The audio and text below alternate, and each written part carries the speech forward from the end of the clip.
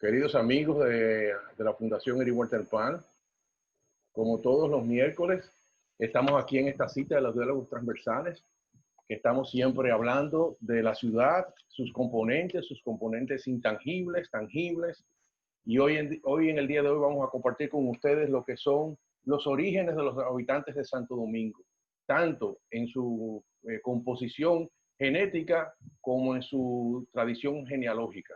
Y para eso tenemos dos invitados extraordinarios, bastante comprometidos con estos temas y de una formación extraordinaria. Una de ellas es Aida Mencía Ripley, que es psicóloga de la St. John's University. Y Aida tiene una pasión por la investigación, lo que la ha caracterizado a lo largo de su vida. Y se formó de psicóloga summa cum laude en la St. George University en Nueva York. Realizó una maestría en psicología general en The New School for Social Research. Continuó con otra maestría y luego el doctorado en psicología clínica en St. George University. Sus trabajos en colaboración con otros investigadores han sido publicados en reputadas revistas científicas internacionales. Es coautora de los libros Gender, Media and ICTs, New Approaches for Research, Education and Training, publicado por la UNESCO, y Estudio de Prevalencia, Tipología y Causas de la Violencia en los Centros Educativos de Básica y Media de la República Dominicana, publicado por el Ministerio de Educación. Asidua conferencista en congresos científicos, ha sido merecedora de varios premios por su ejercicio profesional. Está dedicada a la docencia tanto en el país como en el extranjero y en la actualidad es decana de investigación académica de UNIBE. Y nos acompaña el conocidísimo ingeniero civil egresado a la UNPU, Antonio Guerra Sánchez. También es una persona muy conocida en temas de genealogía. Tiene una amplia formación. Se recibió de ingeniero civil cum laude en la UNPU y continuó su formación en la Universidad de Illinois, Estados Unidos, con una maestría y estudios doctorales en ingeniería de materiales y estructuras. En su profesión ha desarrollado importantes construcciones en todo el territorio nacional y ha ejercido la docencia tanto en los Estados Unidos como en INTEC y en la UNPU, donde fue director del Laboratorio de Ingeniería y miembro del Comité Académico de la Escuela de Ingeniería. Es fellow del American Concrete Institute y sus investigaciones sobre concreto armado han sido publicadas en revistas especializadas. Es un apasionado de la historia, lo cual le ha permitido incursionar en la investigación en los archivos españoles, en el Archivo General de la Nación, de los cuales es miembro investigador oficial. Es reconocido disertante sobre temas de genealogía y preside el patronato del Archivo General de la Nación. Con ellos vamos a compartir esta tarde con todos ustedes y quería dar una introducción, leer un poco una reflexión que hemos preparado.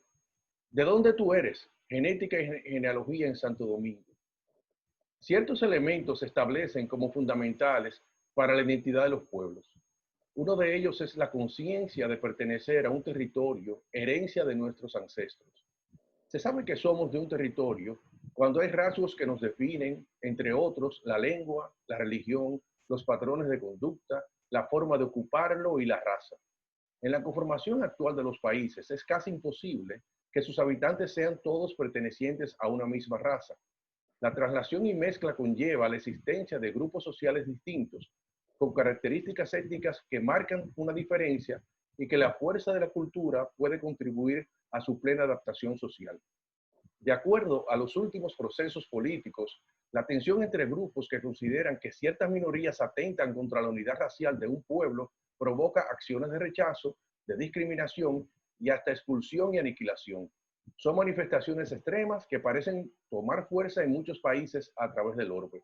En Santo Domingo, tales extremismos afortunadamente no han marcado su proceso histórico, a pesar de que no podemos obviar que en la conformación de una identidad nacional ha primado una visión limitativa en la que hay una parte de la población que se ha considerado superior frente a las demás. De acuerdo a nuestra idiosincrasia, hay dos elementos que han primado al momento de esgrimir origen y posición social: el color de la piel y el apellido. Ambos están ligados a la idea de abolengo y rango, que ha sido consecuencia de las estructuras coloniales afianzadas en divisiones sociales medievales, en que existía una capa de nobles y otra de plebeyos. Cuando los habitantes de la isla de Santo Domingo compartieron miseria y abandono durante 2 siglos por parte de España, cobró mayor fuerza la diferenciación social con los títulos nobiliarios y por la tez. Una pequeña porción de los habitantes de origen español, piel blanca y fuertes componentes culturales, se consideraba con suficiente abolengo para asumirse como ciudadanos de primera. En cambio, mientras más oscura se tornaba la piel, más distante se estaba de ocupar posiciones de privilegio. A pesar de que la diversidad racial transformó a la sociedad dominicana, quedaron presentes los prejuicios de superioridad entre gran parte de la población. El apellido así lo representaba. Había apellidos de primera, de segunda o de tercera, según la ascendencia y la permanencia que tenía en el territorio. Al estudiar la historia urbana de Santo Domingo a principios del siglo XX, se destaca la presencia de ciertos apellidos como propietarios de lo que fueron luego los terrenos hacia donde se expandió la ciudad. Antiguas familias sancarleñas poseían las tierras donde luego surgieron los asentamientos del oeste, tales como en Sánchez Lugo, La Primavera, La Guedita, Gascue, La Generala, entre otros, así como Naco, Piantini, Serrayés, Bellavista. Después, gracias a la ciencia se sabe hoy día que los seres humanos no tienen diferencias notables en su composición genética, pues comparten similares cadenas de cromosomas que lo definen como especie. Los prejuicios no son científicos, sino sociales. El reciente estudio de la Universidad de Pensilvania, junto a UNIBE y la Academia Dominicana de la Historia, en el que participó un grupo de reputados investigadores nacionales e internacionales, realizó un levantamiento del ADN mitocondrial de los habitantes de la República Dominicana y arrojó datos importantes que son dignos de ser conocidos por la gran mayoría. La estructura genética del dominicano sale a la luz pública y con la abundancia de familias mezcladas e igualadas en el territorio, derrumban muchos mitos en los que se sostuvo la identidad de los dominicanos. Somos tan parecidos como es posible, somos tan distintos como queramos. Bienvenidos, Aida y Antonio, el escenario de ustedes. Adelante, Aida, puede comenzar. Bienvenidos. Buenas noches. Voy a presentar rápidamente lo que fue el estudio genográfico dominicano para ponernos un poquito en contexto. El estudio genográfico dominicano es un proyecto que realiza UNIBE con la Academia Dominicana de la Historia, National Geographic Society y la Universidad de Pensilvania. Y hoy se preguntarán qué hace una psicóloga en un estudio de genética poblacional. Pues la razón por la cual un equipo transdisciplinario trabajó este proyecto era también por el interés de ver cuáles eran las implicaciones del estudio genético en los temas de identidad. Y precisamente es lo que ya has tocado un poco en lo que has mencionado, José Enrique. El equipo de investigación, como lo mencioné, estuvo conformado por las 4 instituciones. Miguel Vilar es el jefe del proyecto genográfico, quien también vino al país a hacer trabajo de campo, igual que Theodore Schur, y un grupo bastante nutrido desde UNIBE, como pueden ver. El proyecto genográfico es un proyecto mundial que lanzó National Geographic Society y su móvil era conocer los patrones migratorios humanos alrededor del mundo. Como ya indicas, José Enrique, el tema de raza es un constructo social. Genéticamente hablando, el ser humano no tiene subespecies. Lo que tenemos es una gran variabilidad genética que pues explica los diferentes fenotipos y las diferentes formas en la que nos vemos. Entonces, este fue un proyecto transdisciplinario de genética poblacional. Es importante destacar que no es un estudio genealógico, ya la parte genealógica la va a tratar pues el otro disertante. Es un estudio de genética poblacional. Luego hicimos un subestudio que analiza el ADN mitocondrial y este es el ADN que se transmite por cromosoma X, o sea, por vía materna. Y al final hicimos un estudio de seguimiento sobre la relación entre genética e identidad. Y por ahí viene el porqué la psicóloga en el estudio de genética. Como mencioné, es un estudio de genética poblacional, por ende tuvo un tamaño muestral un poquito ambicioso, de 1.010 personas. Seleccionamos 25 puntos muestrales a nivel nacional, con participantes, obviamente todos mayores de edad, y eso era necesario porque estamos colectando, claro, material genético. También para poder participar, los participantes tenían, ellos y sus parientes, tanto de primer como segundo grado, tenían que ser residentes de la misma localidad. Y se realizaron unas encuestas genealógicas para poder reducir la sobrerepresentación, o sea, asegurarnos que no vinieran 15 primos el día de toma de muestras, porque así, claro, no íbamos a obtener información genética del poblado importante. Y algo muy importante, el estudio tuvo la aprobación del Comité de Ética de UNIBE, el de la Universidad de Pensilvania y también el del CONAVIUS, que si bien este no era un estudio biomédico, pues tomaba muestras de material genético y por ende involucramos al CONAVIUS. Estos fueron los 25 puntos muestrales. Como ven, nos desplazamos bastante en el territorio nacional. Y de esos puntos, 20 fueron seleccionados de manera aleatoria, 5 de manera intencional, porque había interés particular en explorar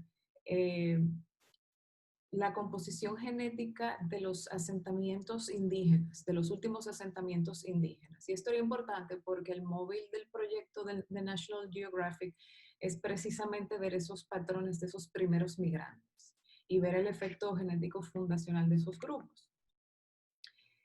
Y estos fueron los puntos que desde la Academia de Historia se eligieron de manera intencional. Y aquí tenemos unos resultados muy generales, no voy a entrar en particularidades por punto muestral. Vemos que tenemos en lo que es todo el componente genético del dominicano, en lo que son todos los haplogrupos, y por haplogrupos nos referimos a esa serie de mutaciones espontáneas que ocurren en diversos lugares. Tenemos una población que en lo general tiene un 49% de sus haplogrupos de origen africano, un 39% de origen europeo y un 4% indígena. Hay otros grupos, como pueden ver acá, desde la diáspora ashkenazi, Asia Menor, Asia Central, pero vemos una influencia predominante de África Occidental, aunque también hay otras áreas de África que se ven representadas. El estudio que pues llevó a que me convocaran es este estudio que sale publicado este año en Clio, que habla sobre el ADN mitocondrial, las líneas maternas, y quisimos pues tomar esta información genética e ir enlazándola con la narrativa histórica que tenemos disponible. Para nosotros esto fue importante por el tema de que si vas a gran parte de la literatura publicada a nivel internacional, todo lo que tiene que ver con identidad dominicana suele estar publicado por externos. Entonces, para nosotros era importante una mirada nuestra a estos datos. Y esta publicación se realiza primero para empezar a describir esa variación genética, contrastarla con la narrativa histórica. También identificar, recordemos que hay un énfasis en lo que es el indigenismo, por ser el primer grupo poblador de la isla, identificar cuáles son los haplogrupos nativoamericanos. Y para ellos pues, hicimos un submuestreo de 472 participantes de 12 de las localidades. Esto que se ha publicado es un análisis preliminar y pues aquí un poquito los resultados. Esos son los puntos muestrales del análisis preliminar. Tenemos una descripción aquí muy general de los equipos que se utilizaron para la extracción de ADN y lo que vemos como resultados rápidamente es que en ADN mitocondrial, o sea, lo que heredamos vía materna, en estos puntos muestrales, el 80.4% de los haplotipos de ADN mitocondrial son del grupo L, principalmente los grupos L2 y L3. Y el grupo L es un haplogrupo de origen africano, mientras que el 10% de los haplotipos de ADN mitocondrial son de grupos nativoamericanos, o sea, son de grupos indígenas, principalmente los grupos A2 y C1, esos son subgrupos. Y esto es muy similar a los haplogrupos nativos más frecuentes en Puerto Rico, más no en Cuba. y los haplotipos restantes son de origen europeo. O sea, las madres de los dominicanos son predominantemente africanas. Y pues con este análisis preliminar tenemos una evidencia contundente de lo que es el impacto de la trata transatlántica de esclavos y clara explotación de mujeres de origen africano. Pero también tenemos en esos haplogrupos muchísima varianza, lo cual indica muchas mutaciones que se han acumulado durante un largo periodo de tiempo. O sea, que era una población, de hecho, bastante diversa en sí. Entonces, ¿qué sucede a medida que nos vamos desplazando por todo el país? Es que nos llama la atención las expresiones espontáneas de la gente cuando van a participar en el estudio genético. Eso provocó que hiciéramos un estudio de seguimiento en San Juan de la Maguana, ya con un corte cualitativo más de entrevistas abiertas para explorar un poquito esas expresiones espontáneas. La gente hablaba mucho de lo que significaba para ellos a nivel emocional participar en este estudio, cosa que originalmente como que no lo pensamos mucho, un estudio genético, poblacional. Nos pareció también importante, por ejemplo, viendo esas expresiones, ese interés, esa curiosidad en la gente saber de dónde viene. Nos pareció interesante también porque históricamente, en procesos censales, etcétera, históricamente la identidad étnica es asignada al dominicano a través de una serie de categorías socialmente creadas que han ido cambiando según los diferentes climas políticos del país. Y como dije originalmente, hay mucha literatura publicada en revistas científicas internacionales sobre identidad étnica dominicana, pero desde una mirada externa. Y nos pareció interesante pues, que los dominicanos le diéramos una mirada propia a este tema. Unos resultados muy interesantes de las entrevistas cualitativas. El concepto de identidad étnica sí, es confuso para los participantes. Todavía nosotros tenemos un discurso, por decirlo así, arcaico con el tema de raza. Los participantes realmente caracterizan su identidad en función del lugar de procedencia geográfica de sus familiares más cercanos. Sí, los participantes nos decían que sabían de que habían tenido en algún momento un ancestro europeo. Y eso lo decían con mucho orgullo. No importaba cuán pequeño el porcentaje de haplogrupos europeos, el participante con mucho, mucho orgullo nos decía, yo sabía que, porque una vez mi abuela me dijo que el abuelo del abuelo de la abuela era español. Había una preferencia muy, muy marcada con las identidades europeas. Aun cuando la persona no participa de la herencia cultural europea, de tradiciones culturales europeas, entiende que ese porcentaje de haplogrupos europeos le dan membresía en ese grupo, independiente de que tal vez ese mismo grupo no considere a esa persona como un miembro de su grupo, porque se ve distinto, porque es dominicano, etc. No vimos en sí una negación de la parte africana, como han publicado en muchas instancias la literatura internacional. Lo que sí vimos fue una preferencia por la parte europea. Los participantes entendían que sus rasgos fenotípicos eran más el resultado de la mezcla entre sus ancestros taínos europeos, más no había una negación per se de la africanía. Eso para nosotros fue muy interesante porque lo que nos lleva es a la necesidad primero necesitamos mucho más estudio con una mirada local sobre identidad étnica, inclusive la posibilidad de desarrollar una nomenclatura propia, y eso es algo que pocos, pero ya algunos investigadores han sugerido. Para nosotros los psicólogos la identidad étnica es muy importante porque es un factor protector para un sinnúmero de temas de desarrollo psicológico, especialmente en niños y adolescentes. Lo que nos pareció más es que las personas, especialmente en zonas vulnerables, se identifican con grupos europeos por los beneficios blandos lo que le decimos los beneficios blandos, de identificarse con un grupo privilegiado. Entonces, yo me identifico como miembro de los grupos privilegiados de mi sociedad, entonces, ¿qué pasa? Y esa relación con el bienestar psicológico, pues, es algo que tenemos, pues, planteado en una serie de estudios de seguimiento que si el COVID en algún momento lo permite, eh, pues quisiéramos hacer. Y pues esas son las pinceladas generales de la composición genética de nuestra población.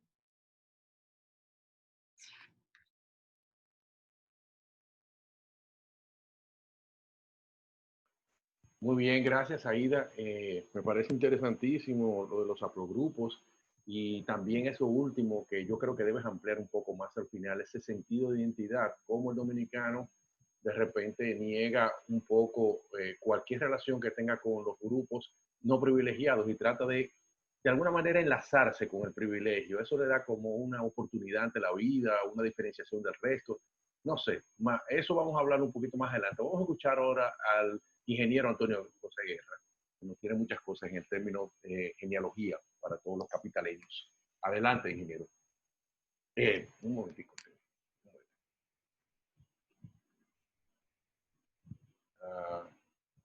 Tiene que abrir el micrófono.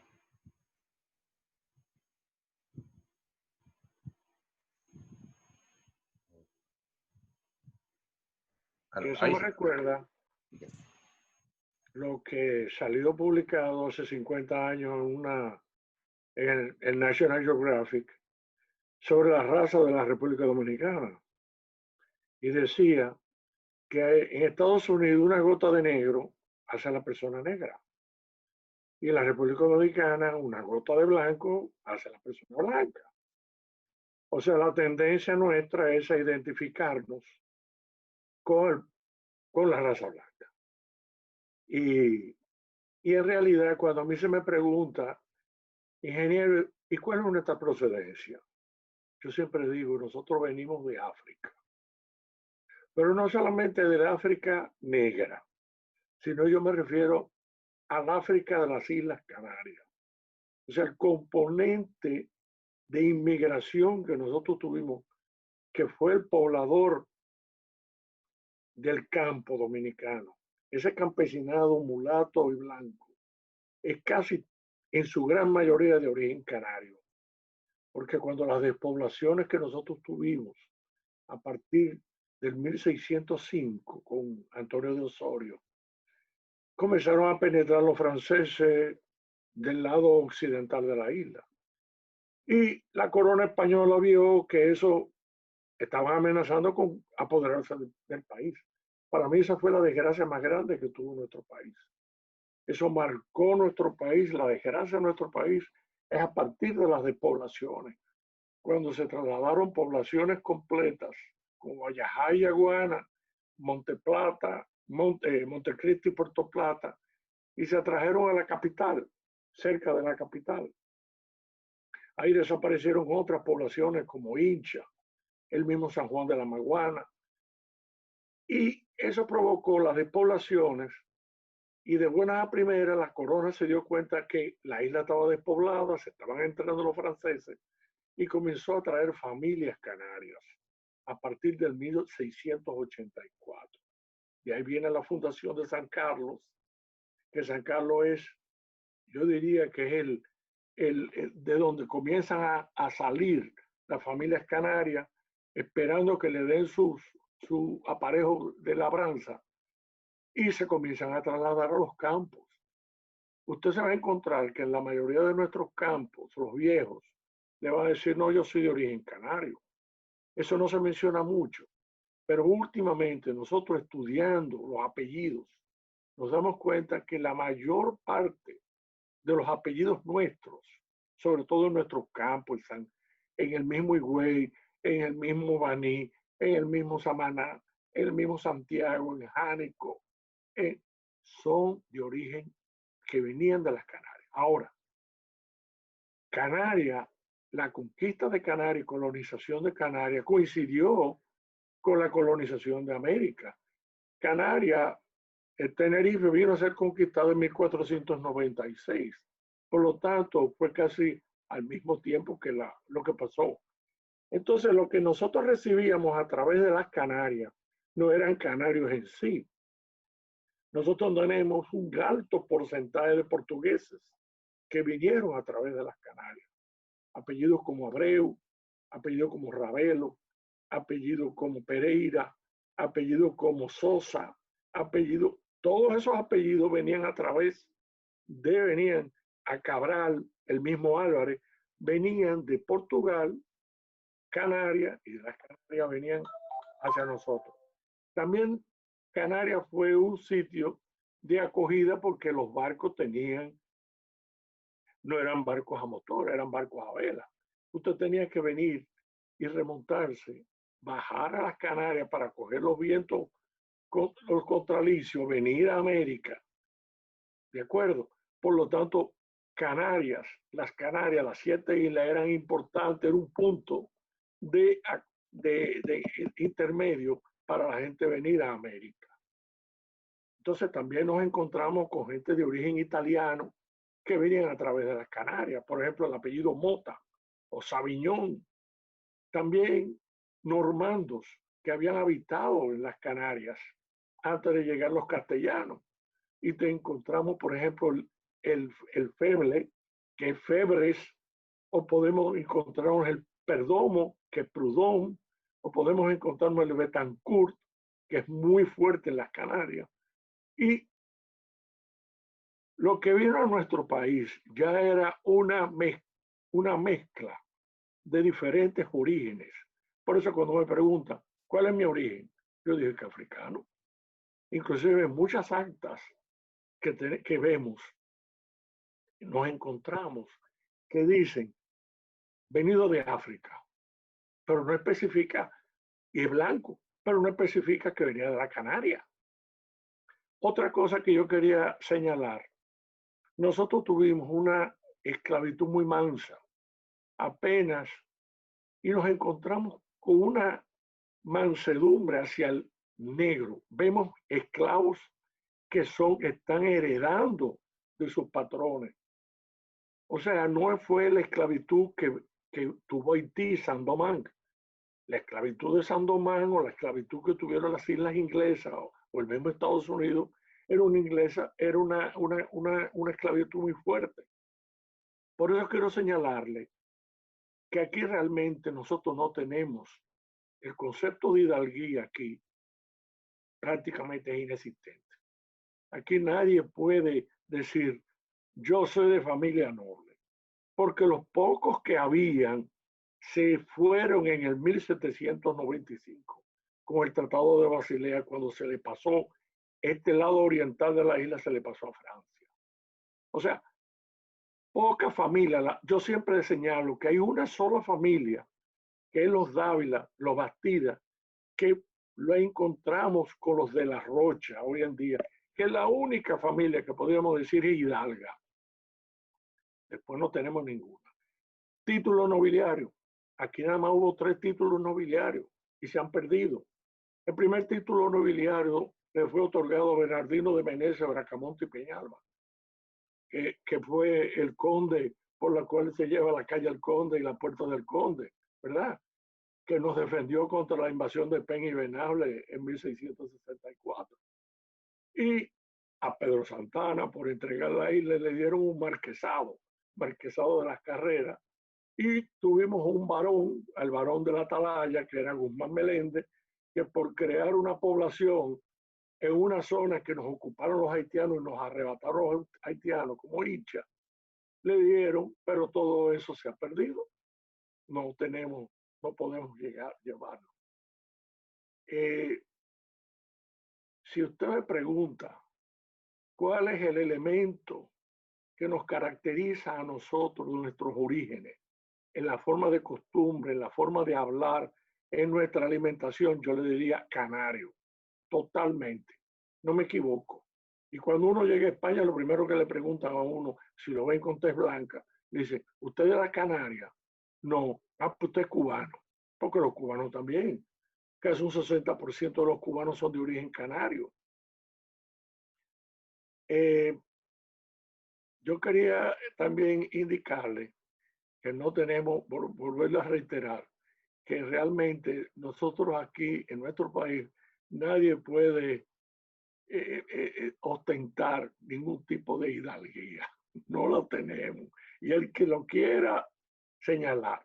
Otra cosa que tiene el dominicano es lo que señalaba la doctora. Es siempre queremos señalar que uno de los abuelos era español. Y la cantidad de personas que vienen donde me dicen, ¿y mi abuelo no era español? No, no, tu abuelo no era español. Pero mi bisabuelo, no. Tú tienes. Bueno, yo le mandé a usted eso a ambos, le mandé las ascendencias. Y ustedes tienen en 6 o 7 generaciones ascendentes. Usted tiene dominicano por donde quiera. Pero le deben de haber vendido la idea a sus abuelos en algún momento. Le tienen que haber vendido la idea. No, porque tus abuelos eran españoles. O tus abuelos, mira, es más, yo me encontré un reportaje hace como 20 años en el periódico, no me recuerdo cuál, yo creo que fue Hoy, que decía del Soñé, que es tu segundo apellido, y decía, el Soñé viene de François Soñé. En el Arco de Triunfo de París está el nombre. Está en el Arco de Triunfo en París.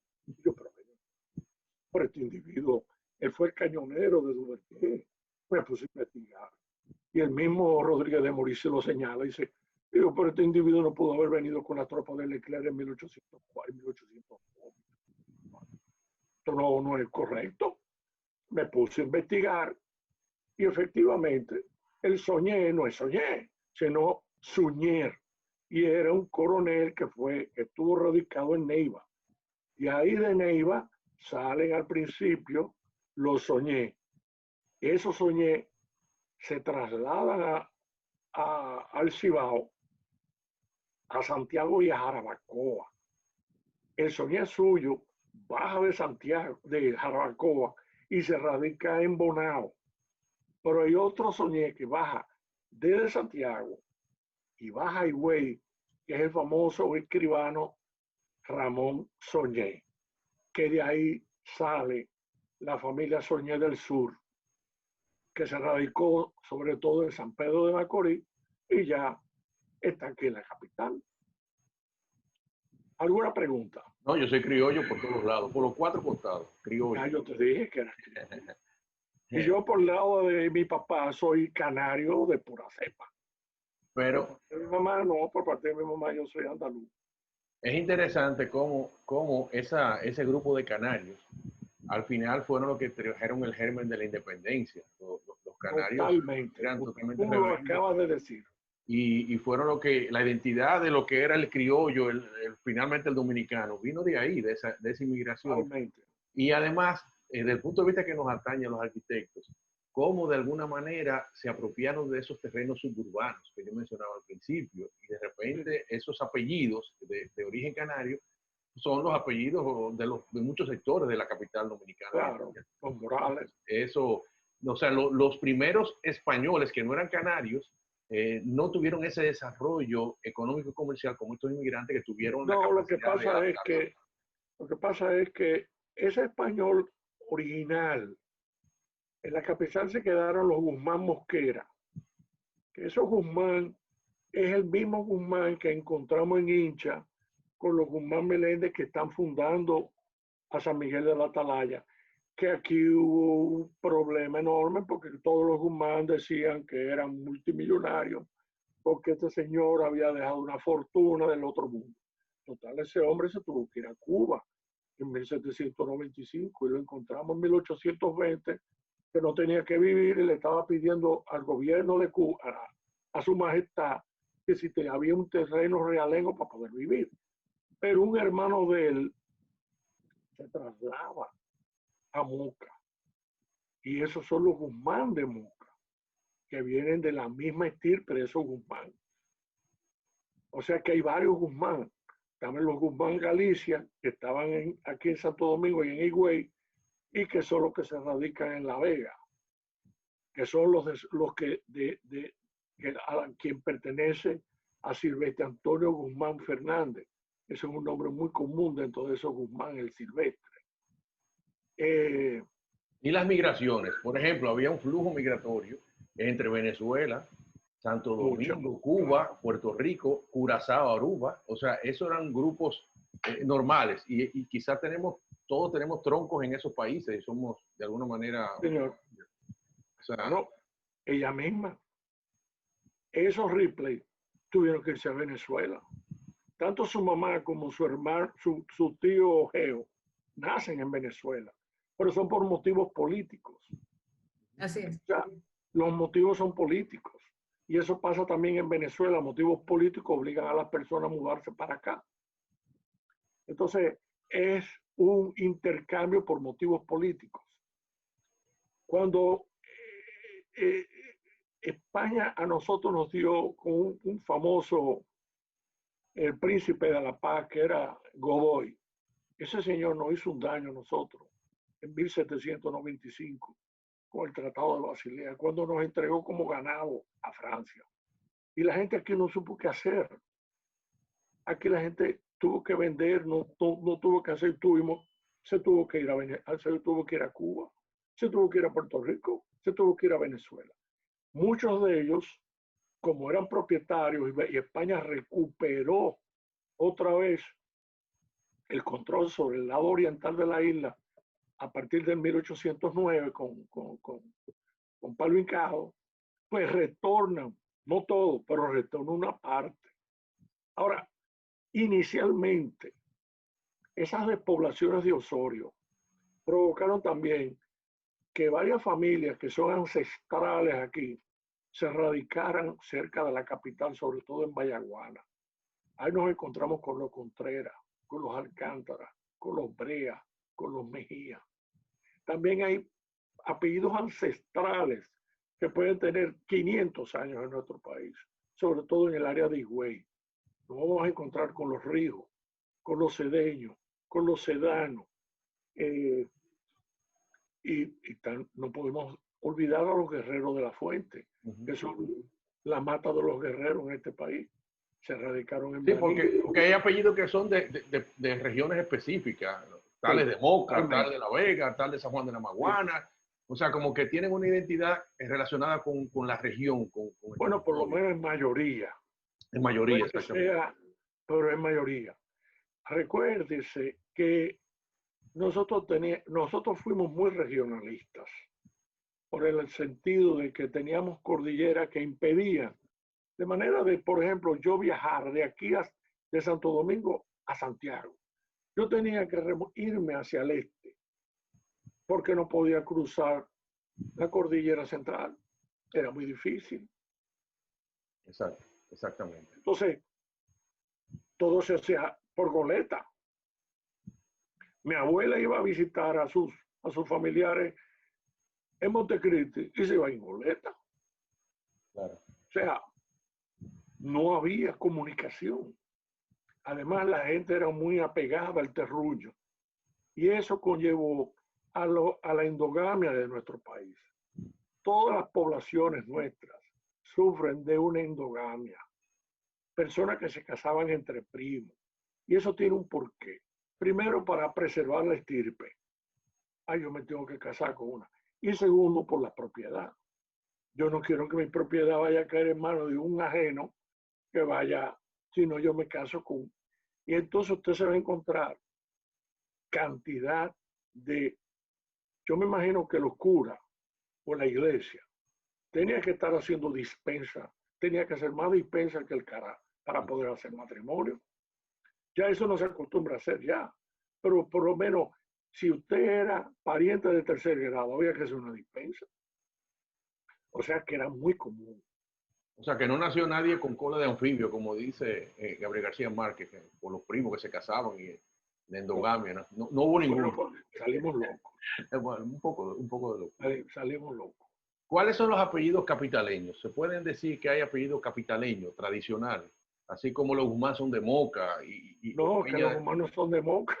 Bueno. Pero sí, igual que los Lara no son de Moca, o los de Lara. Ajá. De Lara lo tenemos en Baní, pero salen de Hincha.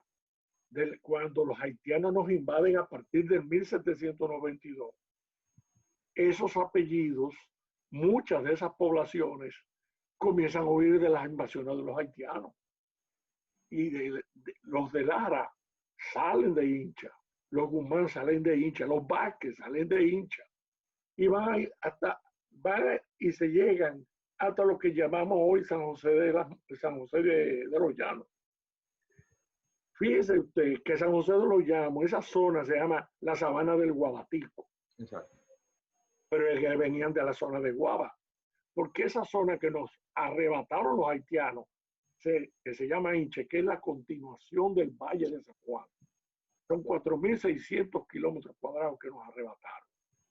Esa zona se llamaba Guaba. Originalmente, Guaba fue una población que fundó en 1502, fundó Nicolás de Obando.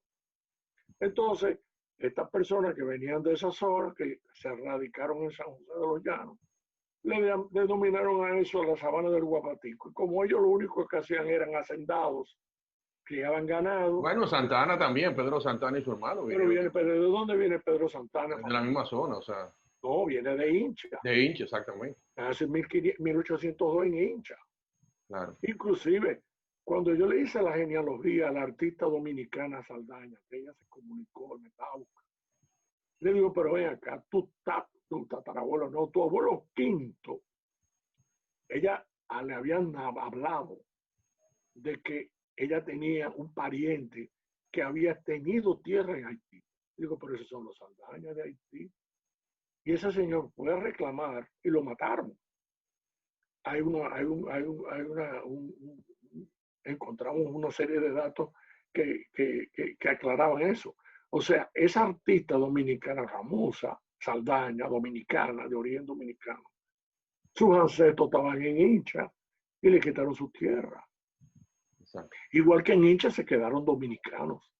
Uno de los héroes haitianos, que se llama Carlemagne Peralté, pero no es Peralté, es Peralta. Ese fue un individuo que los norteamericanos, cuando la invasión norteamericana en 1914 a Haití, ese individuo se opuso a la invasión haitiana y ese individuo fue ajusticiado, de origen dominicano. Fíjese, o sea, Haití tiene un prócer de origen dominicano que se llama Carlemagne Peralté. Por cierto, de origen canario. Pero no me ha contestado, ¿cuáles son las familias capitaleñas? Ay, perdón, escúchame, pero que uno se entusiasma. Claro, claro. Familias, yo lo único que me atrevo a hablar es de San Carlos. Okay. Porque la capital, como se dice en inglés, es un melting pot. O sea, es una mezcla de... Acuérdense que tenemos los negros fugados de Haití que se radicaron en los Minas, pero apellidos emblemáticos de la capital: Ravelo, Abreu, Perdomo, Castro, pero Castro está en todas partes. ¿Castro o de Castro? Hay Castro y de Castro, ¿es la misma No, cosa? es lo mismo, es lo mismo. Lo que pasa es que alguna gente conservaron el D y otras personas no. Igual que de Luna, hay de Luna. Todos los apellidos tenían el D delante. Y más lo que usted acaba de decir, que la gente quería privar de tener abolengo. Y se ponía el D. Pero que no hay abolengo de ninguna especie. El Perdomo, el de Luna. No, de Luna no. De Luna no. De Luna estaba en Hincha. Ah, en Hincha, ok.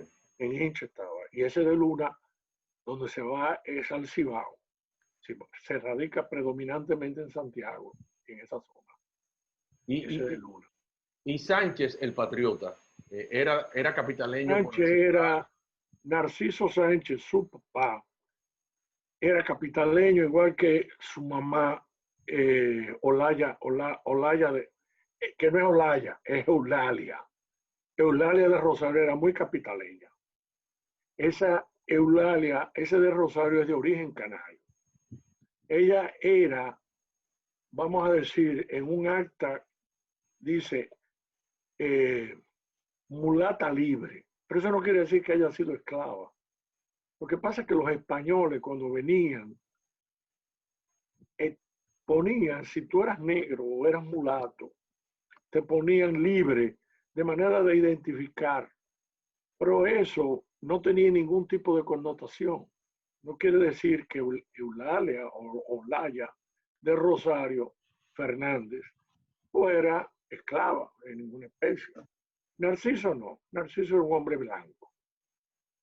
O sea que Francisco de Rosario Sánchez de Rosario, que tiene el de Rosario 2 veces, yo diría que era cuartero. Okay. Era un cuarto negro. Pero cuarterón lo era también Ramón Matías Mella. Era cuarterón. O sea, Ahí, cuarterón, ¿eh? me iba a preguntar a Aida algo sobre la composición de los haplogrupos en República Dominicana según el estudio. ¿Dónde existe la población, según el estudio de ustedes, donde hay más haplogrupos africanos y donde hay mayor cantidad de haplogrupos europeos? En el estudio lograron esa medición. Miren ese dato. Sí, hay algunas zonas, especialmente las que se asocian con asentamientos afrodescendientes, por ejemplo, el muestreo que hicimos en Villamella, donde hay mayores haplogrupos africanos. En general, en el resto están bastante distribuidos, es claramente, principalmente haplogrupos africanos, seguidos por haplogrupos europeos. Varían las proporciones. Y lo que tenemos hasta ahora no de una manera muy sustancial, al igual que la frecuencia de los haplogrupos nativos, con la excepción de Barahona, donde sí se encontró un 13% de haplogrupos nativos, y eso fue de hecho lo más alto que se pudo ver en toda la muestra. Pero aún en las zonas, vamos a decir que se identifican mucho con el indigenismo, San Juan de la Maguana, etc., era un 4%. Hay un efecto general fundador de la población indígena. Se ve inclusive a nivel individual, que una de las personas estaba preguntando de hecho que sí. La persona recibía también un resultado individual y sí, es el caso. De hecho, puedo mostrar cómo se ve la planilla de resultados, si desean. Hay algunas variaciones, ¿verdad? De una persona que puede tener un poco más, un poco menos, pero por lo general, en lo que tiene que ver con los haplogrupos de origen africano, vamos a decir que coincide con los asentamientos que están descritos en la literatura. Para nosotros lo que era interesante era ver un poquito qué pasó, por ejemplo, en nuestra historia, que sabemos que hubo un genocidio de esa población nativa relativamente temprano, más por el tema de enfermedades infecciosas, para las cuales los nativos no tenían ningún tipo de inmunidad. ¿Qué pasó también, por ejemplo, con el ADN del cromosoma Y de esos taínos? Porque históricamente se nos dice que no hay, que esas personas se fueron. Pero sí encontramos ADN taíno en cromosoma Y. O sea que hay, ya cuando salgan todos los resultados vamos a tener que reescribir. No toda la historia, pero parte de la historia va a haber que darle otra mirada. Se ven también las jerarquías de poder. Cuando hablamos de que el ADN mitocondrial primordial de los dominicanos, en su gran mayoría, hay unos cuantos poblados que son excepciones como Sainaguá, donde el ADN mitocondrial es africano, vemos también la jerarquía de poder. Son las mujeres africanas. Las madres de los dominicanos no son europeas. Y vemos ahí, pues, como todo el tema de la construcción de la jerarquía social la tenemos literalmente en el ADN. Y por ejemplo, siempre nos decían en la escuela que, bueno, que los indígenas cuando firmaron la paz con el rey, se les dio tierras alrededor de Boyá y ahí entonces murió Riquillo, etc. Uno podría suponer que esa es la región donde debió haber mayor cantidad de ADN de origen indígena. No es así, no necesariamente es así. Se ha movido eso, se ha perdido, eso es parte de la migración interna. ¿A qué atribuyen ustedes eso? Es un poco temprano para llegar a ese tipo de conclusión en la fase en que estamos en los análisis. Nosotros necesitamos, y de hecho ese análisis justo se completó ahora, tenemos ahora que ver no solamente todo el ADN mitocondrial, pero también el de cromosoma Y, y contrastarlo con los relatos históricos. Y ya ese es un trabajo que, La bueno, segunda parte, esa es la segunda parte. nos va a tomar un tiempito. Me imagino, Aida, que ese estudio que ustedes hicieron tiene alguna sombrilla mayor, es decir, se hizo en República Dominicana, pero me imagino que lo han hecho en otras poblaciones del área del Caribe o de Centroamérica. Comparaciones, se han hecho comparaciones entre los resultados de la República Dominicana con los resultados de otros territorios. Hasta ahí no han llegado tampoco, es una segunda parte. De hecho, eso lo estamos haciendo justo ahora. Ahora Okay. justo terminamos los análisis completos ya de toda la muestra. Y se hicieron los análisis, bueno, del ADN autosómico, o sea, todas las mutaciones genéticas que tiene cada una de esas 1010 personas, más el análisis de cromosoma Y, más el análisis del ADN mitocondrial. Vemos similitudes, por ejemplo, con Puerto Rico, con los haplotipos más comunes de nativos, pero menos similitud, por ejemplo, con Cuba. Que pensábamos que había mucha más. O sea. Efectivamente. Entonces ya en esa fase es que estamos. También por el tema pues, de esos primeros migrantes, de esa población nativa, hay hipótesis sobre esas rutas. Y pues viéndolas con cuáles otras islas del Caribe hay similitudes y con cuáles no, pues podemos empezar a descartar algunas de esas hipótesis. A mí me gustaría para el gran público que nos escucha, y como esto va a quedar grabado también para consulta, que tú hablaras un poco de lo que es el ADN mitocondrial y el cromosoma Y para fines de especificidad de la investigación. Sí, claro. El ADN mitocondrial, sin entrar en cátedra de genética, que el investigador principal sí está mucho más cualificado que yo para eso. El ADN mitocondrial es el que se hereda por vía materna. Entonces, para eso hay mucha riqueza en el estudio, porque claro, todos tenemos ADN mitocondrial, todos tenemos una cromosoma X. Entonces ahí pues lo que vemos es, yo te puedo hasta enseñar un gráfico de cómo se ven los resultados del genográfico. Cuando hablamos de ADN mitocondrial, te hablo de que yo heredé de mi madre de su madre, mi abuela de mi bisabuela. Mira aquí, por ejemplo, cómo es que esto se ve en la vida real. El participante recibe esto y un folleto más detallado, donde puedes ver esto acá, que ves que dice 39% Europa del Sur. Este es el mío, dicho sea de paso. Estos son mis resultados. Me siento perfectamente cómoda compartiendo. Lo que esto me dice es el 39% de mis haplogrupos son provenientes del sur de Europa, un 35% de Europa Central, un 14% de África Occidental, etcétera, etcétera.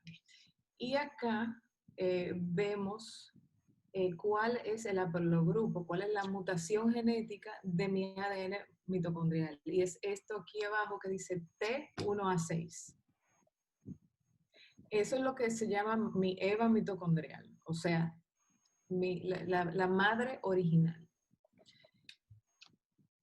Sucede lo mismo con el cromosoma Y, pero esta vez por parte paterna. Esto se hereda directamente por vía paterna. En este tipo de estudios se le dice el Adán original y la Eva mitocondrial. Y cruzan esos dos, lo que cruzan esos dos para tener un final feliz, vamos a decirlo así. Bueno, esto, por ejemplo, en el caso de las mujeres, pues no tenemos cromosoma Y, o sea que no sabemos. Para conocer, vamos a decir, el árbol completo en una familia, habría varios integrantes tendrían que hacerse la prueba. Pero, por ejemplo, mi haplogrupo mitocondrial me dice de dónde viene mi lado materno de mi mamá. De mi abuela paterna no sé absolutamente nada. Entonces, es curioso, porque lo que te está diciendo es que tú tienes una mutación que tiene un origen en un lugar específico. En mi caso, esta mutación ocurre en Europa. Como se puede ver, al final la flecha termina en Europa. Ahora, eso no tiene nada que ver con mi identidad. Entonces, esa fue la parte que era interesante para nosotros, ver cómo pues esta información genética, esta información científica impacta ese concepto de identidad. Cambia, no cambia, me afecta de alguna u otra forma. Las personas tenían respuestas muy, muy emotivas, que fue algo hasta cierto punto sorprendente. La Entonces, gente te decía que era negra, o sea, se asumía negro, la palabra negro. O no, siempre el negro lo iban dejando al final y lo iban echando un poquito de blanco siempre a la mezcla. siempre, eso fue lo interesante, porque todos los participantes se le envió su resultado, pero lo interesante de ir y entregar el resultado y hacer entrevistas fue precisamente ver esta reacción. Los participantes, tú le decías, mira, por tirarte un número, el 60% de su grupo provienen de África. Ah, ok, ¿y los otros? O sea, eh, pero nosotros no llegamos a ver lo que se ha dicho mucho en académicos en el exterior, que hay una negación. Los participantes nos decían, bueno, mira cómo yo me veo. Yo me imaginé que eso era taíno con español. Siempre se van por el taíno primero. Pero claro, africanos tenemos todos. Pero siempre se enganchaban de cualquiera fuese ese porcentaje de europeo. Hubo un participante que me dijo, si yo hubiese sabido que yo era europeo, tal vez no hubiese pasado tanto trabajo en la vida. Entonces ahí viene esa construcción social. Social, exacto. El fenotipo europeo con privilegio social, con posición social. Y por eso añoro identificarme con ese grupo. Yo creo que no es tan simple como una negación de lo africano. Es más complejo porque en lo europeo, y estamos hablando, nosotros quisimos eliminar muchos sesgos, se hacen muchos estudios de muchas cosas en las ciudades y se ignora, hay una subrepresentación de muestras rurales en la investigación. Cuando vas a lugares donde hay personas pobres, ves esa añoranza de la identidad privilegiada porque se asocia a bienestar. Entonces hay una intersección de lo que es identidad con lo que es el privilegio, con lo que son factores socioeconómicos. Es mucho más complejo que la simple negación. Eso está, pero no es tan sencilla la cosa. No es blanco y negro, como los Para variar, Exacto. nada es tan sencillo, nada es tan dicotómico. Exacto. Y pues ahí hay también nosotros recibimos una educación eurocéntrica. Nosotros recibimos, o sea, todavía los niños en los colegios celebran el 12 de octubre, el encuentro, bueno, si el encuentro implica el inicio de la trata de africanos, prácticamente la desaparición de nuestras poblaciones indígenas, bueno, es un encuentro que yo no quisiera tener con nadie. Pero es más complejo, no es simplemente no quiero ser negro, es que no quiero tener las carencias que asocio con las identidades que se han marginado en mi sociedad. Quiero asociarme al privilegio, y el privilegio aquí es blanco. Para mí son fascinantes las implicaciones psicológicas que puede tener, pero nos falta... No, eso es la importancia de ese estudio que ustedes han hecho, porque a partir de él ya hay una serie de datos que son ya irrefutables, con los cuales tú puedes rearmar la historia dominicana, la conformación del pensamiento dominicano y todas esas cosas. Hay que recordar que nuestro más grande intelectual del siglo XX fue Pedro Enrique Ureña. Pedro Enrique Ureña, a pesar de que era un hombre extraordinario y que llegaba a los lugares intelectuales por la puerta ancha, siempre había una discriminación por su tez no tan blanca. Entonces, para todos los latinoamericanos, él era negro. Y eso es un choque que me imagino que recibimos los dominicanos cuando en esa conformación universal, de repente tenemos que decir, sí, no somos lo que somos otra cosa. Y ahí viene el conflicto social. Antonio, quería preguntar algo relacionado con esto. Entonces, si el bienestar está asociado a los blancos y desde la época colonial los negros fueron mayoría, ¿hubo algún negro o algunos negros que fueron ricos en la colonia, tan ricos como los blancos en esa época? ¿No tenían gobernantes negros?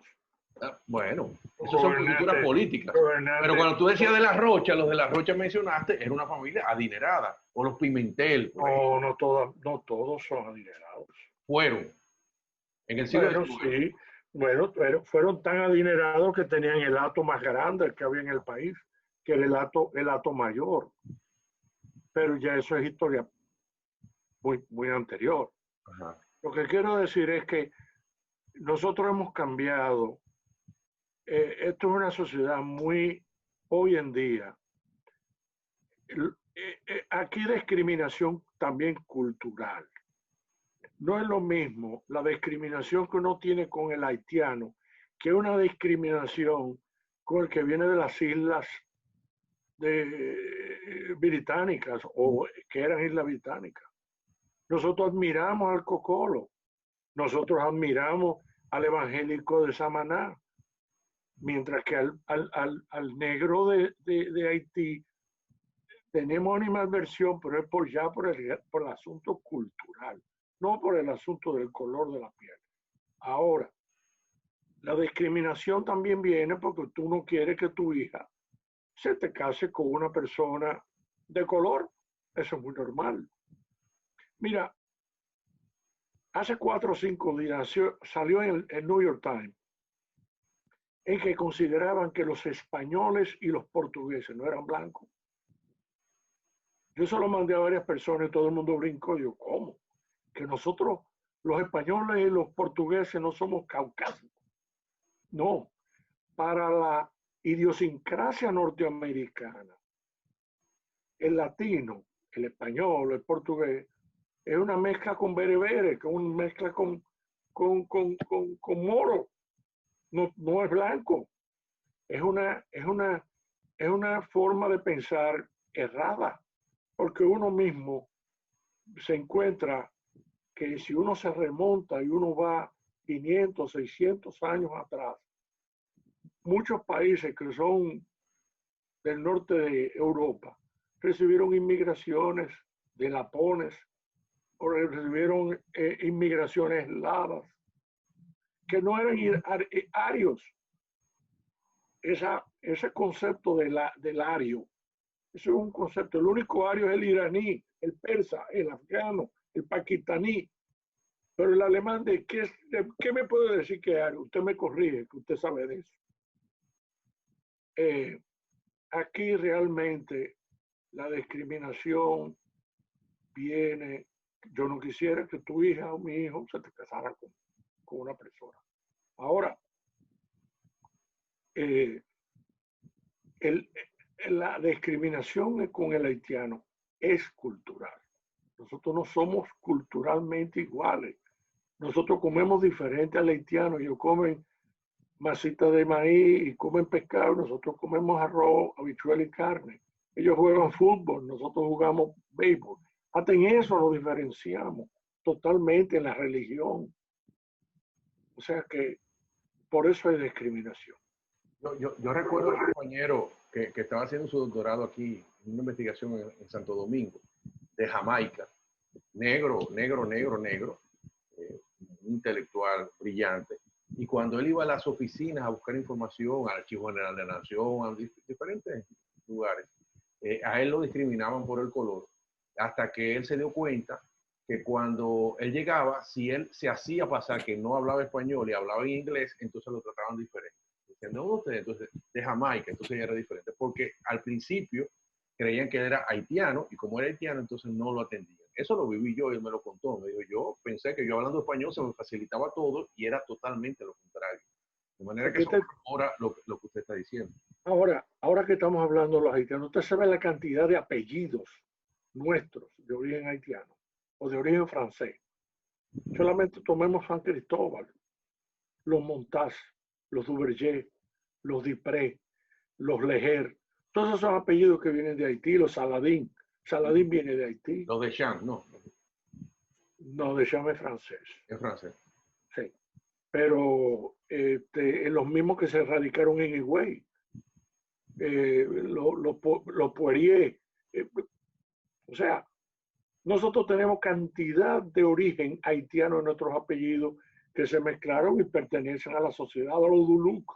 Duluc viene de Haití. Los Lamarche vienen de Haití. Son parte integral de nuestra sociedad.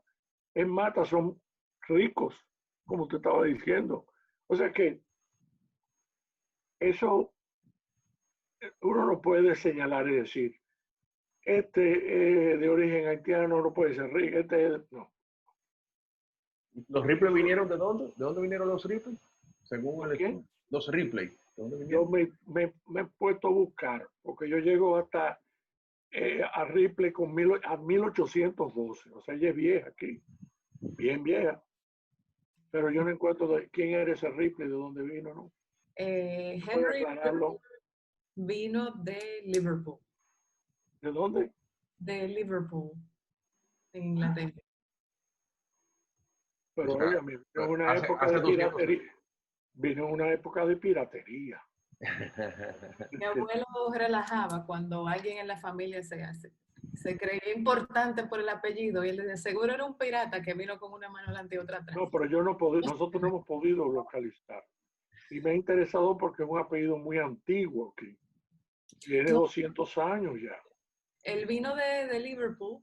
De hecho, nosotros, fuera del estudio, claro está, porque luego de yo participar en el estudio, pues nosotros ya de manera privada por nuestra cuenta adquirimos la prueba para ver cuál era el haplogrupo de los Ripley. Y el origen genético es del área de Yorkshire, en Inglaterra. Igual que los Lister. Son muy cercanos a los Lister. Yo soy Lister también por vía paterna. El Ripley y el Lister vienen de la misma. Sí, Lister, sí, nosotros el Lister de Puerto Plata, de inglés. Sí, eso sí. Él vino de Bradford. Exacto, ese sí lo sabemos. Pero con los Ripley no sabíamos. Uno de los problemas también que tenemos en términos de identidad y familiaridad es las diferentes grafías que hay para escribir un mismo apellido. De repente te dicen Reid, R-E-I-D, o Reid, R-E-A-D, suenan igual, tienen el mismo origen, o qué sé yo. Pero uno es escocés y otro vino de Estados Unidos. Okay. El Reid que usted se refiere, R-E-I-D, vino de Estados Unidos, que era William Reid, que se llama precisamente igual que el que fue profesor, que fue arquitecto, pero ese R-E-A-D y es escocés. Ok, pero hay otros apellidos, por ejemplo, los Curry, ese es más complicado, porque se escribe de muchas maneras. Entonces, con los árabes es de volverse loco. De volverse loco, sí. Totalmente. Uno no puede decir ese es el apellido. Revisando las actas con los de los árabes, usted ve que, yo digo, ¿y de dónde? ¿Y este árabe en qué se transformó? ¿Por qué te lo cambian? El escribano que recibía te lo cambiaba. Claro que sí. Tenemos ahora el primer presidente de origen árabe en la República Dominicana y de tercera generación de inmigrantes, ¿no? Bueno, no. Jacobo Magluta era más que él, era más árabe puro. Claro. Porque era hijo de extranjeros. Era hijo de dos árabes. Okay. No, el otro es de Luis Abinader, Corona. Esos Coronas son canarios, por cierto. Esos son de Babocico. Ese es el dominicano. Ahora, la esposa sí no. La esposa es árabe 100%. Sí, bien. Esos son Arbaje Soné, no Sony, como la compañía que ellos tienen. Esos sí son árabes puros. Bueno, suena como lo soñé casi. Soné.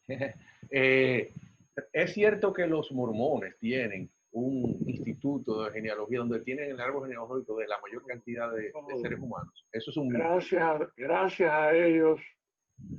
Gracias a ellos tenemos mucha información, porque ellos se dedicaron a microfilmar todos los archivos eclesiásticos y todos los archivos civiles. De la República Dominicana y del mundo. En todo el mundo.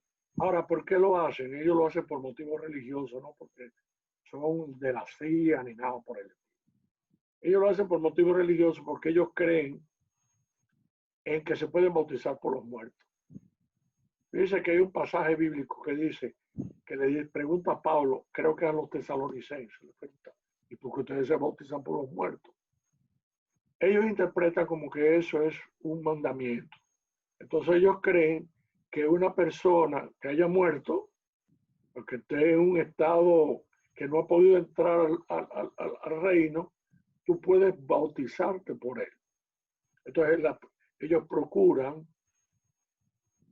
buscar la mayor cantidad de parientes que tengan, y a veces llegan hasta 7, 8 generaciones. Y ese es un modo también de atraer personas a su doctrina, a su religión. Sí, es así. Hay dos religiones que le dan suma importancia a la genealogía.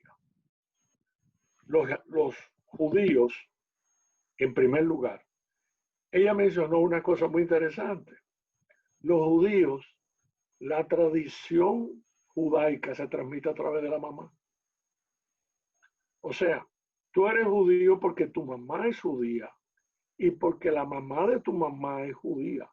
O sea que hay una relación muy interesante con el ADN. Ahora, naturalmente, con el judaísmo cambia a raíz de la destrucción del templo en el año 70.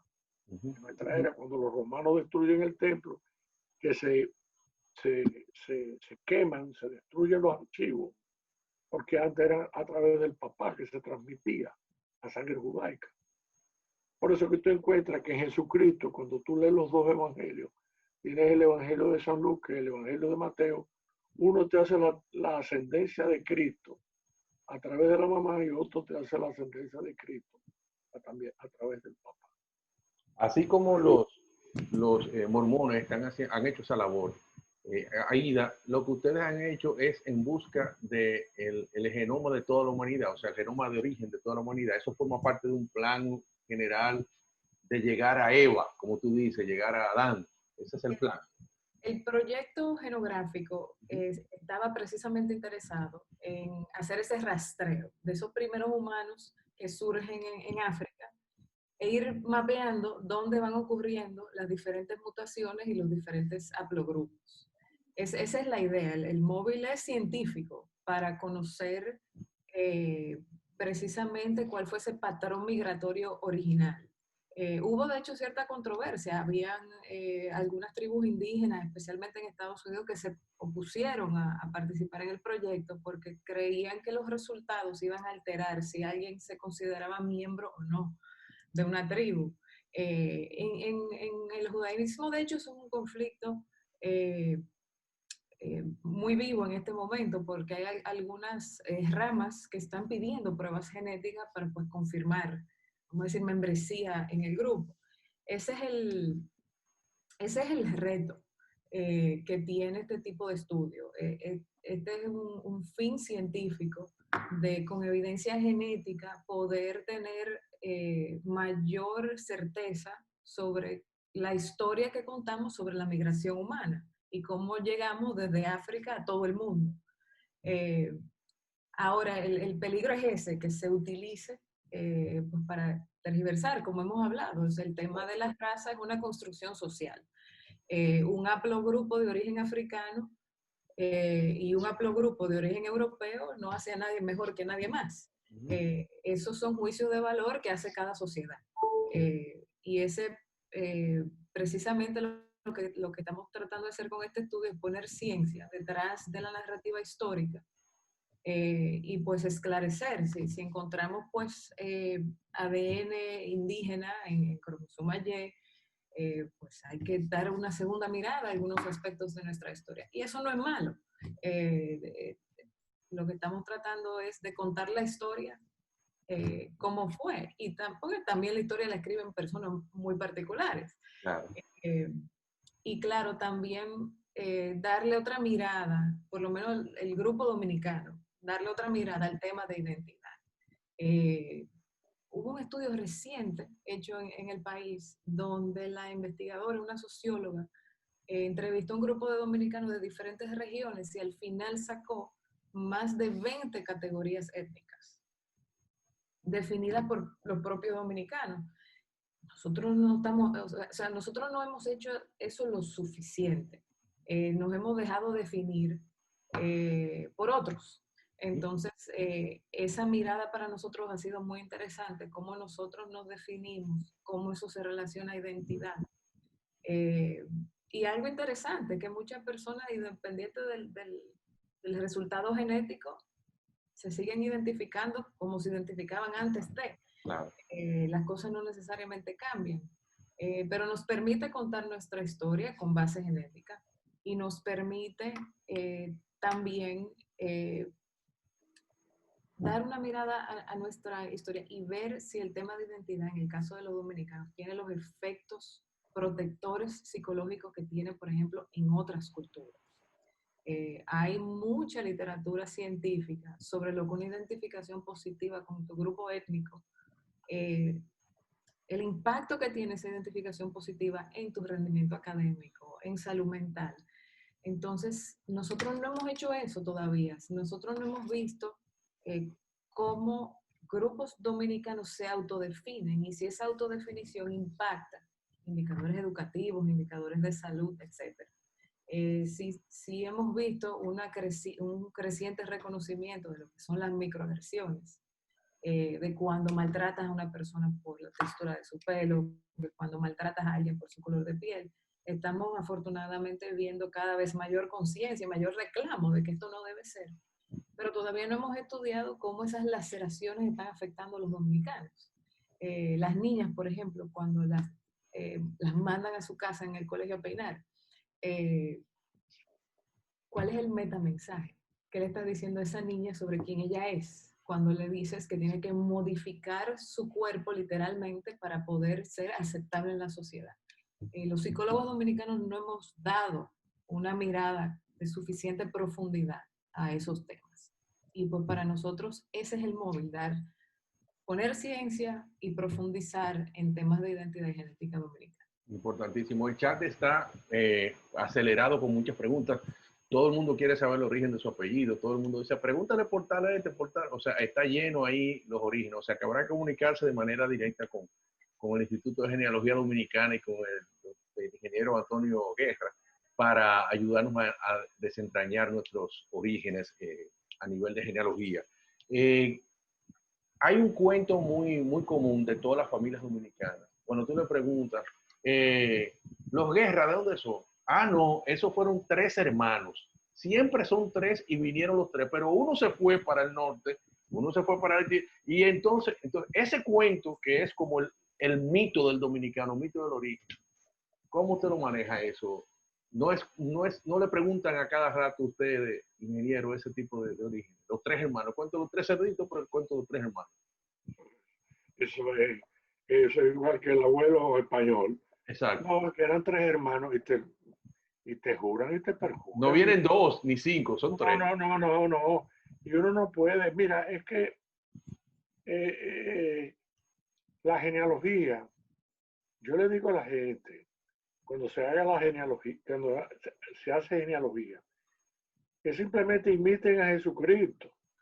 Las 2 genealogías de Jesucristo no esconden nada. Esconden que descendía de una,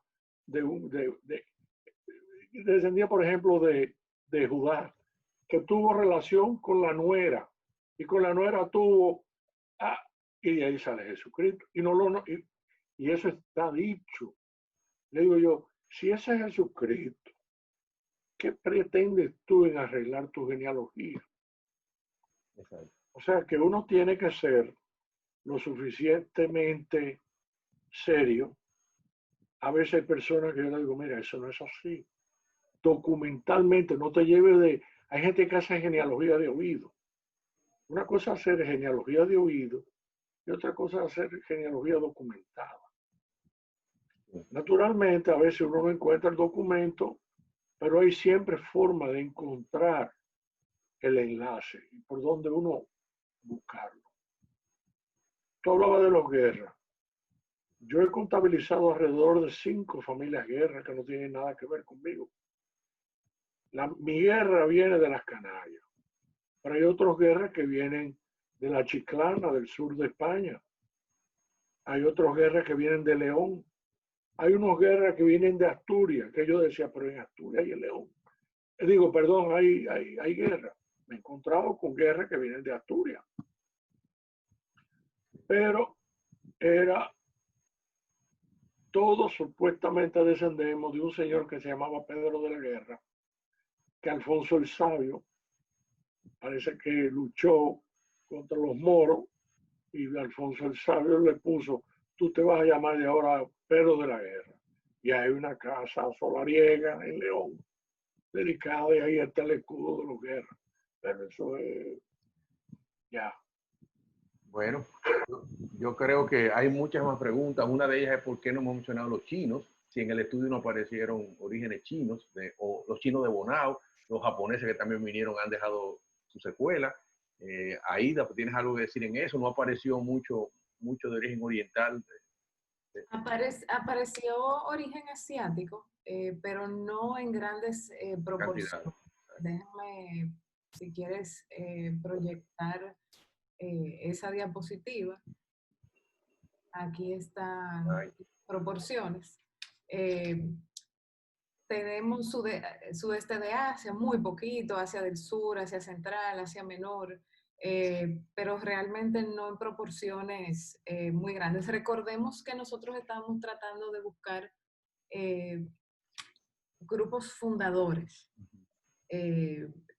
O sea que el tema del proyecto etnográfico siempre ha sido analizar esos primeros pobladores de cada país en la que se ha hecho el estudio para analizar el patrón de migración humana desde África. Entonces, ese no era el móvil del estudio y también pues tiene que ver con cuestiones de muestreo. También hay un tema de quienes también querían participar. Exactamente. Bueno, consideraciones finales para ya ir cerrando este diálogo número 20 de la Fundación PAL. Me sorprende y quiero que nos haga una reflexión en este sentido, Aida, tú como científica. Si el mundo está lleno de tanta información ya fiel y tantos estudios científicos, ¿por qué se ha acelerado precisamente la separación de razas y la superioridad de razas en el presente? ¿Por qué ese extremismo racial en los últimos años? ¿A qué tú atribuyes eso si hay una connotación específica? La eugenesia siempre ha sido, bueno, no siempre, pero desde el siglo XIX ha sido parte de la ciencia y ha sido muy difícil de erradicar.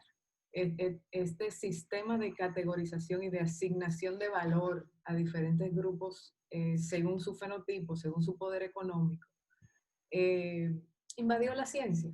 Entonces, bueno, si hubo casi un siglo en la cual la misma ciencia estaba confabulada con esta pseudociencia, pues erradicarlo ha sido muy, muy difícil. Por ejemplo, mira, en la psicología ha sido increíblemente difícil sacar el tema de racismo de las pruebas de inteligencia. Llegó un momento en el que se hicieron hasta análisis de la carga cultural que tenían las pruebas de inteligencia. O sea, que si tú venías de un grupo étnico minoritario, te pasaban la prueba que tenía alto contenido cultural de la cultura mayoritaria. Entonces, ¿cómo crees que te iba a ir? Entonces, ha sido muy, muy difícil sacar la eugenesia, sacar la pseudociencia de la ciencia. Se están haciendo esfuerzos, se están haciendo muchos esfuerzos de educación antirracista, pero nos falta mucho porque la realidad es que eso apoya una estructura de poder. Exacto. Por eso existe y por eso permanece. Nosotros en este país todavía vivimos en una sociedad muy desigual, muy anticiencia. Nada más hay que ver lo que está pasando con el COVID y con la experimentación, estoy usando la palabra experimentación en términos coloquiales, que han hecho las personas de su cuenta con distintos medicamentos, ignorando completamente. O sea, nosotros tenemos una cultura científica débil y eso pues acarrea, ¿verdad? Los prejuicios las mismas decisiones que toma la gente con su salud. O sea, hay un trabajo muy, muy grande que hay que hacer en decolonizar nuestra ciencia, en educación antirracista y en mejorar la educación científica general de la población. Muy bien.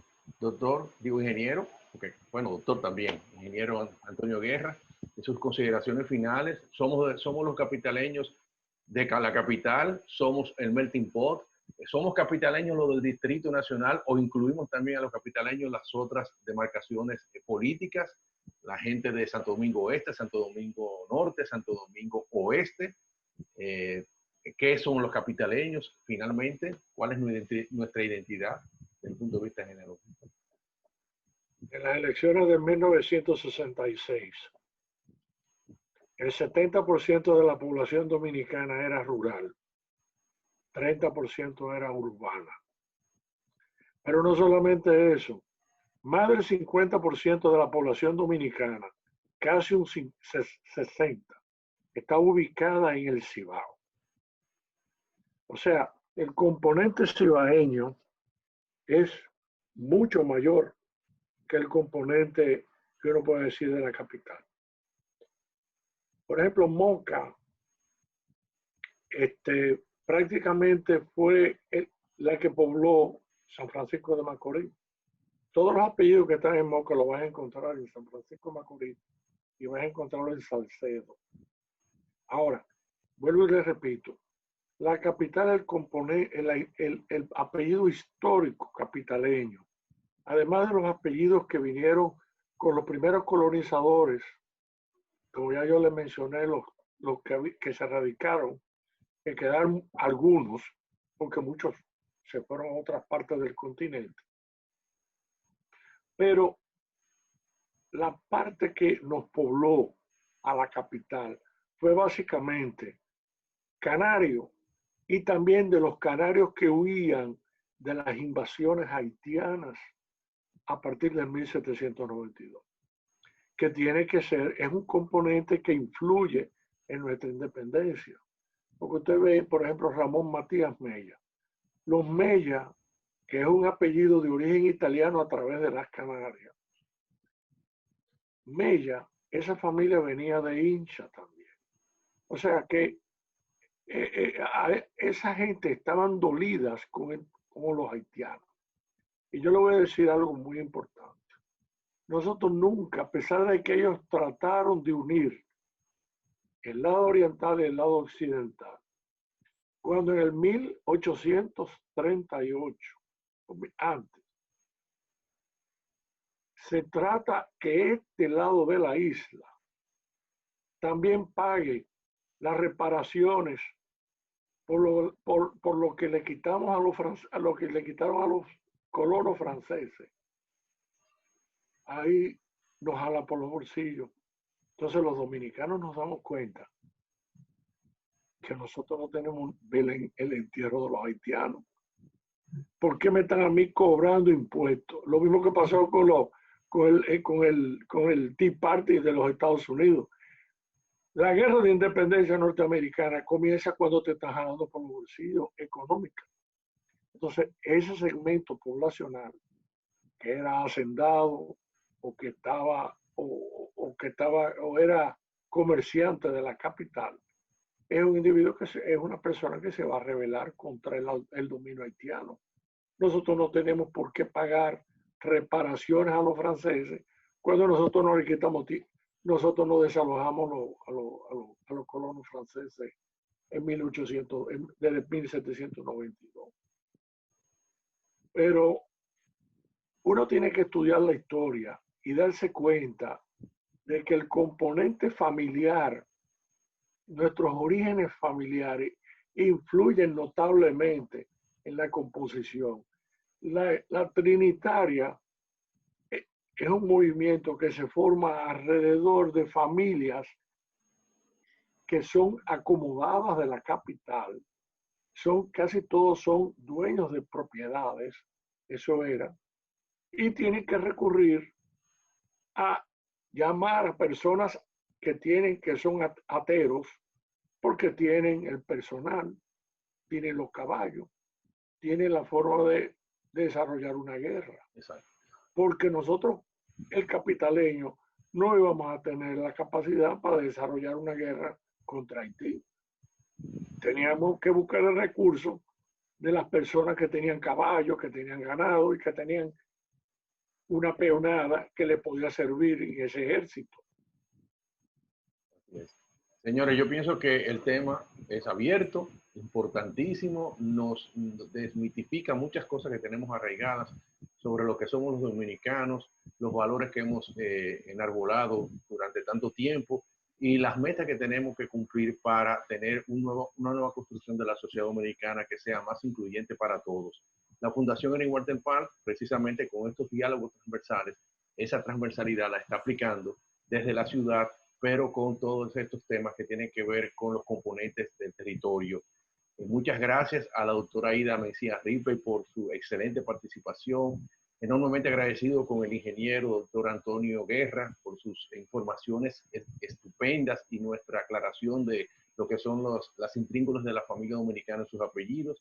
Invitarlos como todos los miércoles el próximo día 30 de septiembre a la misma hora para nuestro diálogo 21 que va a tratar Dios en el territorio, cómo desde la fe se definió a Santo Domingo. Muchísimas gracias, buenas noches. Gracias por su participación. Gracias a ti.